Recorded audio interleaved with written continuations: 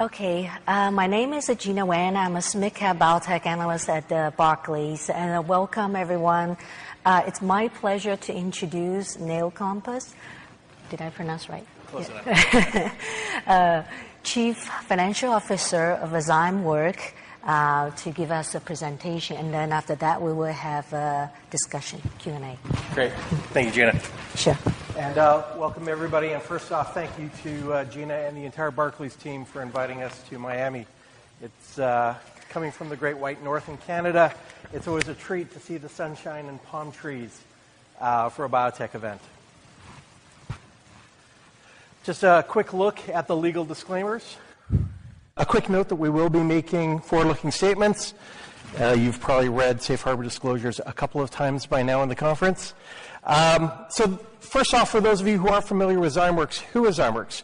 We're a novel biotherapeutics company based out of Vancouver, up in Canada, and in Seattle, in Washington State, addressing solid tumor cancer biologies by leveraging next-generation multifunctional biologics, bispecifics, and bispecific antibody-drug conjugates. We're a unique company, we feel, because we have several platform technologies that have enabled a deep therapeutic pipeline of our own, as well as multiple partnerships with leading global pharmaceutical companies. And we have a robust pipeline in the clinic addressing currently HER2-expressing solid tumor biologies. We have three primary therapeutic platform technologies: Azymetric, which is our bispecific format; ZymeLink, which is our next-generation antibody-drug conjugate platform; and EFECT, which is an immune function modulating platform which allows you to upregulate or downregulate effector cell interactions specific to the biologies. And these technologies are all interoperable. So combining a bispecific with an ADC, combining a bispecific with EFECT for immune cell modulation, allows us to really achieve multifunctional assets that can create best-in-class and tailor-made solutions for various biologies. As you'll see on this slide, and we'll go into in just a bit, we have partnered with 8 different global pharmaceutical partners in active collaborations.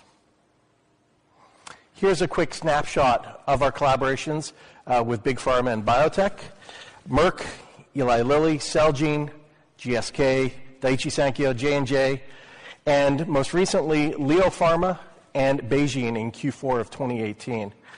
We're happy to note that these are all active pharmaceutical collaborations. In 2018, we recorded approximately $53 million of revenue after having taken in nearly $90 million in proceeds from these deals. So really adding a second dimension to the typical biotech story of raise capital, spend it on a drug.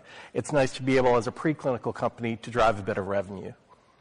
We believe that these active pharmaceutical collaborations also bring validation from the market of different ways to apply these. Our partners are looking at multiple indications, ranging from checkpoint inhibitors through a range of other diseases.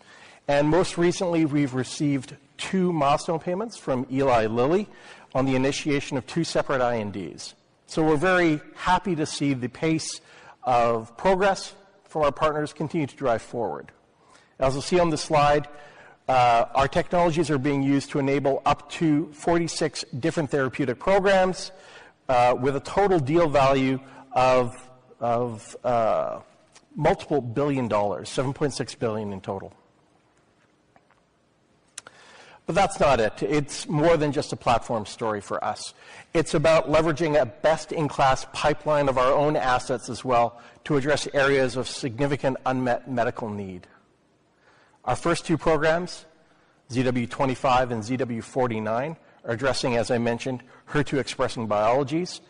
And in Q4 of last year, we did partner ZW25 and 49 with BeiGene getting rights not only to the Azymetric platform, but for rights to 25 and 49 in Asia-Pacific, excluding Japan.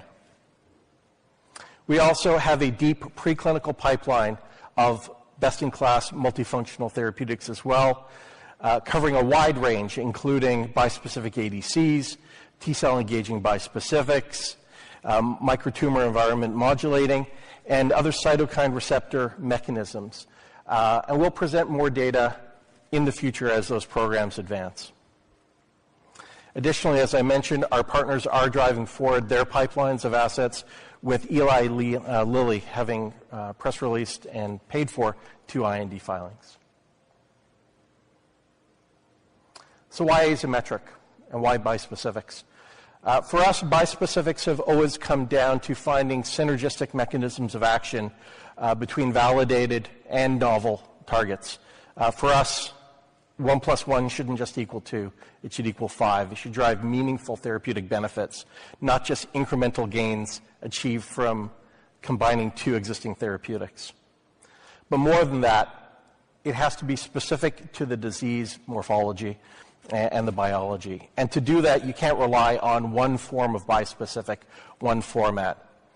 This slide is a snapshot of the multiple different formats that is enabled by the bispecific platform Azymetric. Everything from common light chain solutions to fully heterodimeric to hybrid formats that allow us to tailor the structure of the therapeutic to the disease. And as I mentioned before, to also use this to create fit-for-purpose biotherapeutics, including both the EFECT and the ZymLink ADC platforms. Zymeworks presents a fully integrated drug development engine, and as with our collaboration with Leo Pharma in Q4 of last year, it allows us to shoulder some of the development aspects of these assets as well, going from target discovery all the way to the highly customized fit-for-purpose therapeutics at the end of the chain, being part of the value chain the entire way through drug development.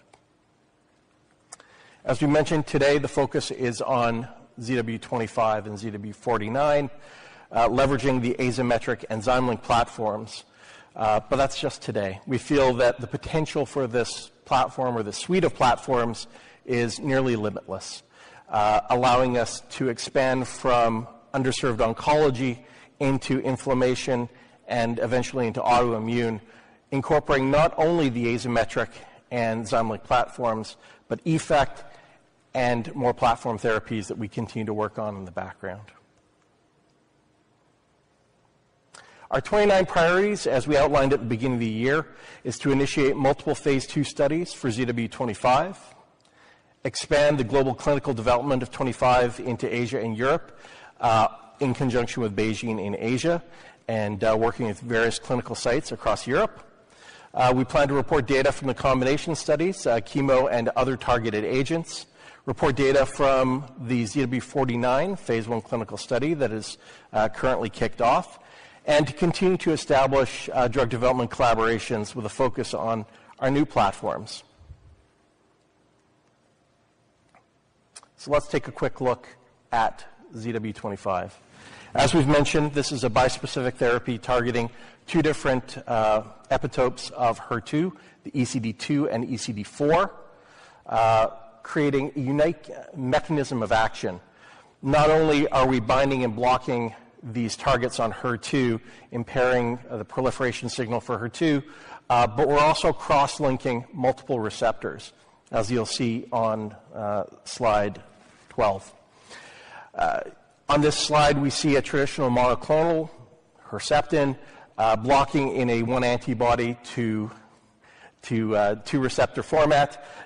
As you can see on the right-hand side of the slide, though, the Azymetric format, specifically a hybrid format combining 1 scFv and 1 full-length antibody side, allows this cross-linking format, which then results in the clustering of receptors and increased internalization, as you can see on page 13 from the fluorescence microscopy slides included. This is a novel mechanism of action for a HER2-targeted agent, which we believe through increased internalization, as you can see from the slides, drives more drug inside, which is also one of the key factors in leveraging an antibody-drug conjugate using our ZymLink technology. there's no question that breast cancer has been the focus of prior HER2-targeted therapies. As you can see on page 14, breast cancer dominated by Herceptin, Perjeta, Kadcyla, Tycreb, and Nerlynx are really focused on that HER2-high space. However, it's important to note that gastric cancer is an important area of unmet medical need in HER2-expressing solid tumors, with only Herceptin being approved in the HER2-high setting. We believe that as a suite of therapeutics, addressing both the HER2 biology-driven tumors in the early stages and the HER2-expressing tumors in the later lines of setting, allow us to bring a suite of therapeutics, 25 and 49, to address not only traditional areas of unmet medical need, but significant areas like gastric and even more underserved areas like biliary and other cancers. So where are we today? So we initially started off a 3+3 study for dose escalation, escalating from 5 mg per kg weekly to 15 milligrams per kilogram of IV weekly to 20 mg per kg, which was our go-forward dose as a monotherapy. We've then triggered multiple expansion cohorts in HER2-high breast cancer, HER2-high and intermediate gastric, and HER2-high other cancers. With the data that we presented at the EORTC conference last November, you'll note on our waterfall graph on page 16 that we have seen very positive anti-tumor effects in these early studies in last-line gastric and other cancers. A median of 3 prior systemic regimens, including prior TRAS, in most of these patients. So very encouraging results in gastric and other cancers. And while still early, we have been seeing an increasing median progression-free survival, currently at approximately 6.2 months with a 95% confidence interval.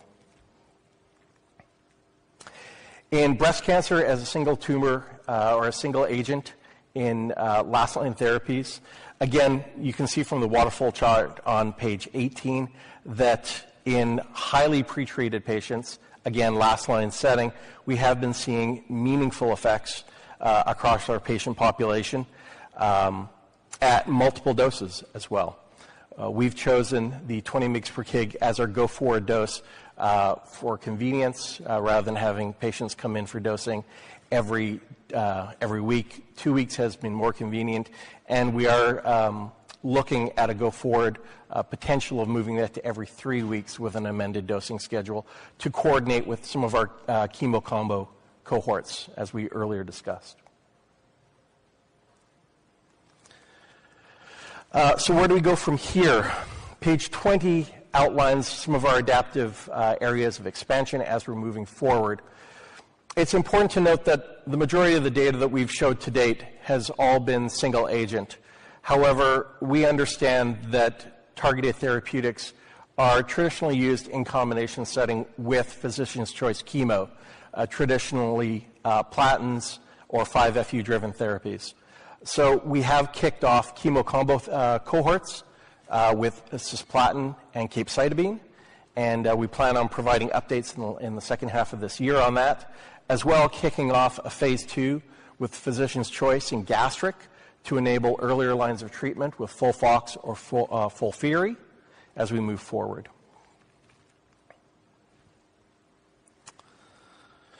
Looking at ZW49 on slide 22, you'll note that it looks very similar to ZW25, except in this case, as we mentioned, this is our antibody-drug conjugate version, including the ZymeLink ADC, with a stable cleavable linker.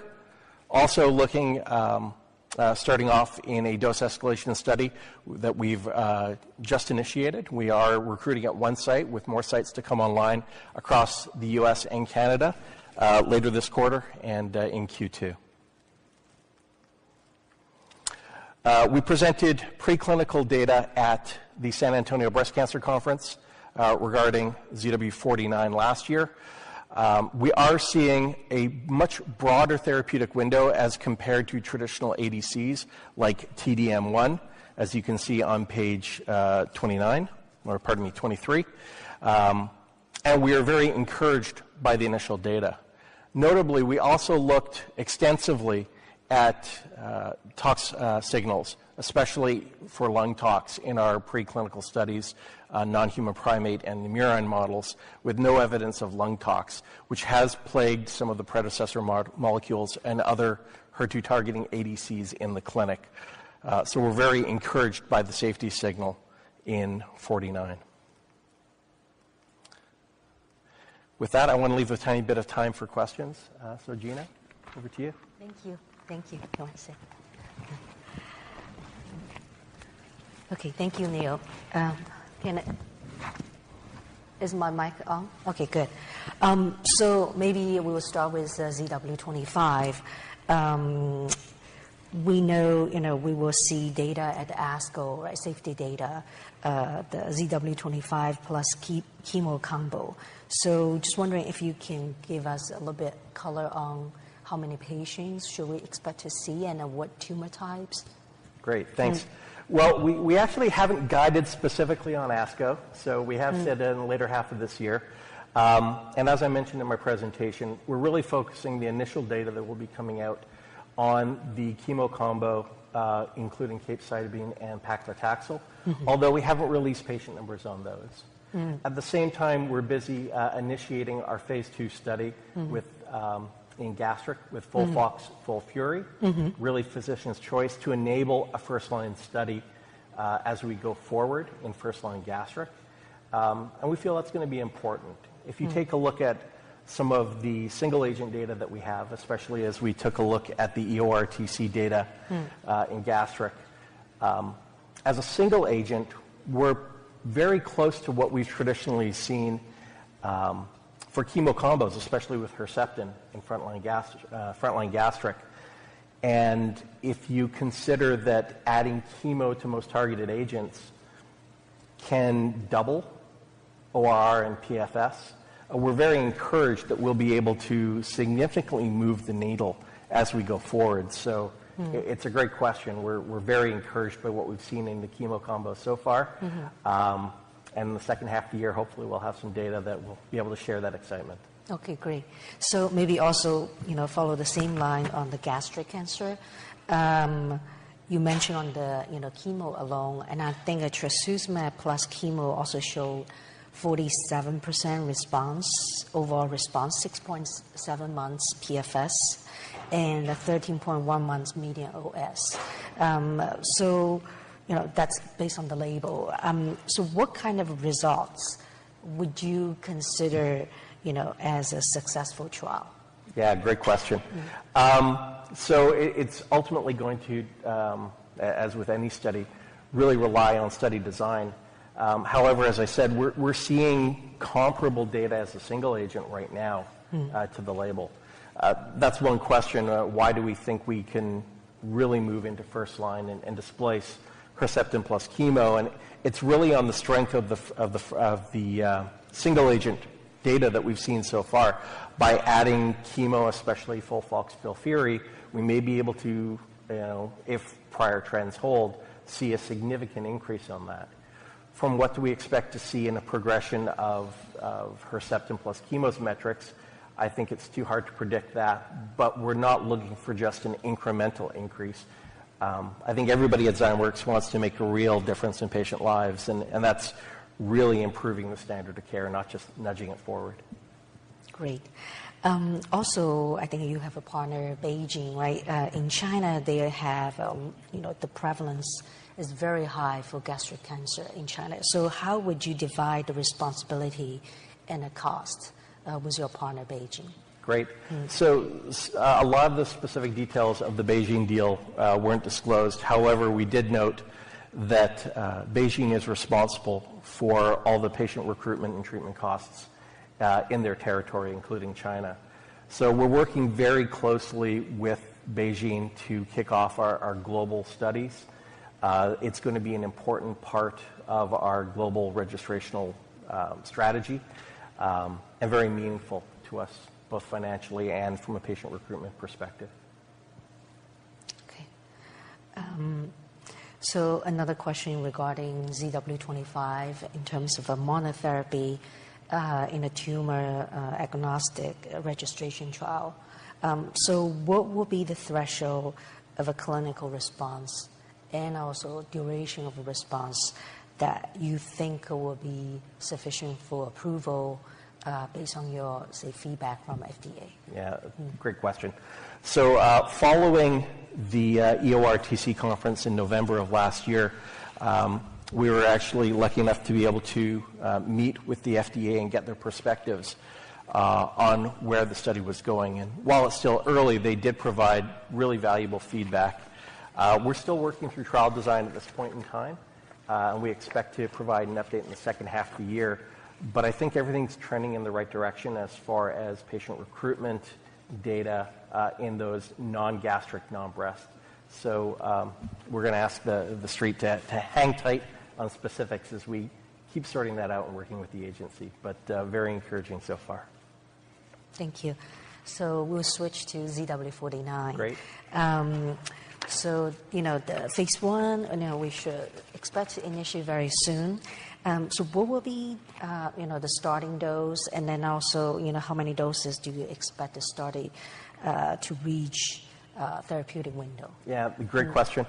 And especially relevant because ADCs in the past have had to start at what we feel are incredibly low doses because of the potentially high cytotoxic potential of these agents by design in many cases.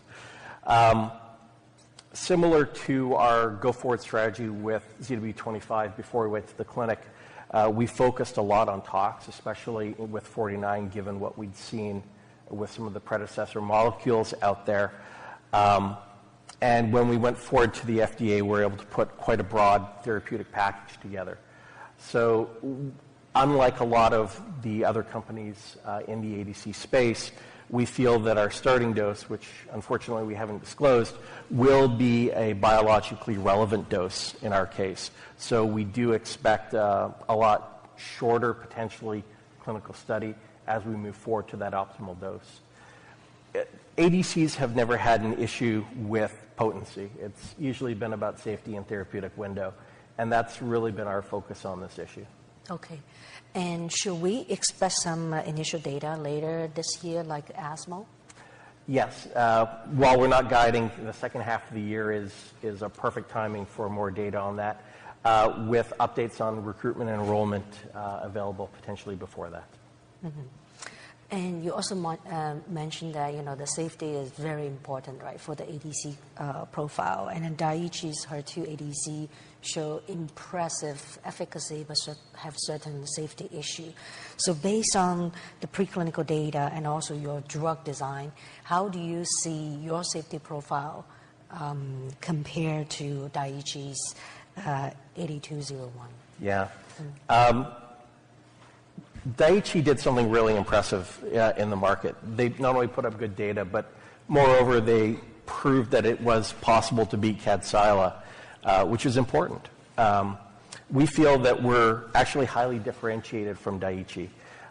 They're using a traditional monoclonal antibody. We're using a bispecific based on the ZW25 architecture, which allows for superior binding and, as we saw on some of the slides, superior internalization. We have a stable but cleavable linker, so we believe that our linker toxin structure is very different and a very different toxin. So we're optimistic in this case. Additionally, as I mentioned, knowing that tox has been an issue in this space and it's not really been potency that people have struggled with, we looked long and hard for any lung tox or other tox signals, and we didn't see any, which gives us the confidence to move forward in this space. Thank you. And the last question is regarding the partnership. Just wondering, any clinical readouts we should expect from partner programs, and also should we expect any more potential partnership this year?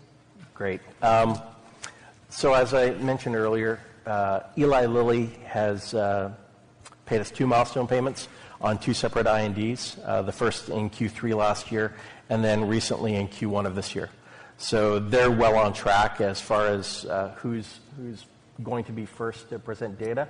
It will likely be Eli Lilly, although we can't guide on the progress of their studies. That's out of our control. We do expect our other partners to start entering the clinic shortly, although, again, can't guide on that. That's somewhat out of our control. But it's something that we've been proud of, that we've enabled our partners to move forward efficiently into the clinic, and we expect that trend to continue. As far as new deals, it's kind of in our DNA. It's what we've been able to do every year. The power of our platform speak for themselves.